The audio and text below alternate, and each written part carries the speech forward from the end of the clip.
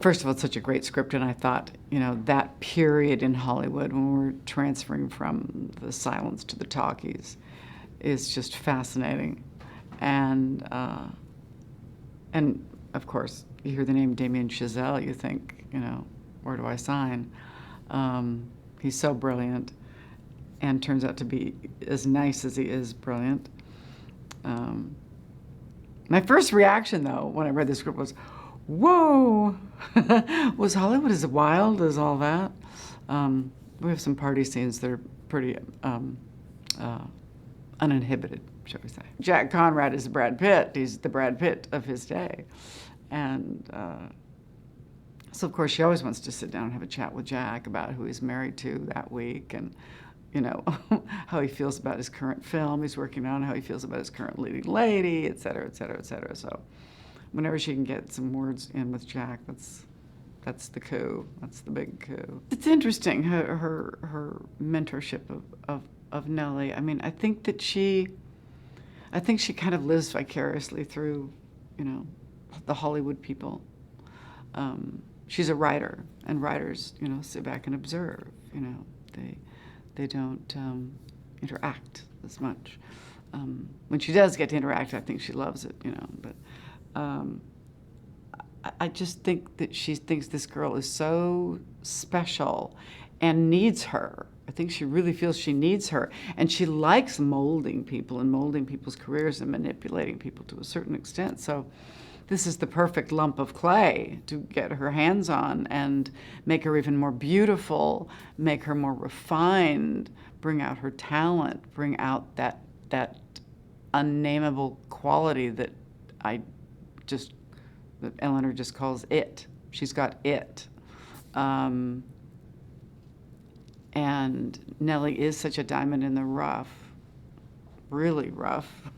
Good costumes always help. Always help. It makes you move differently. It makes you feel differently about yourself when you look in the mirror. It makes you, puts you in a different time period in your mind. I mean, or will remind you of characters from books or movies that you've seen that, people underestimate how important that is, and she's, one of the best. I mean, she's stellar, and she's had all of my costumes handmade. Some of the pieces are antiques, and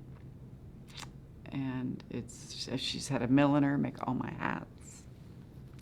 So that's been really fun. Most people probably don't know much about the history of Hollywood at that time. There's little bits and pieces, Rudolph Valentino and Theda Bara and things like that, but and Flappers or whatever. But I mean, I think to really delve into that time and seeing people who started this industry who only because they wanted to make a movie, they wanted to go out in the desert and set up a camera and make a movie. It wasn't about corporate stockholders and things like that.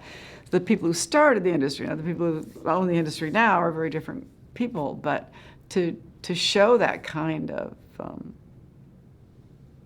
entrepreneurial spirit and innovation and the craziness under which circumstances of which movies were made, and how sometimes you'd be making a Western right, 100 yards from where they were doing, a Roman battle and something else, 100 yards from that. And, you realize you had no cell phones, you had no, I mean, how did you make a movie without walkie-talkies, They had megaphones, that was it,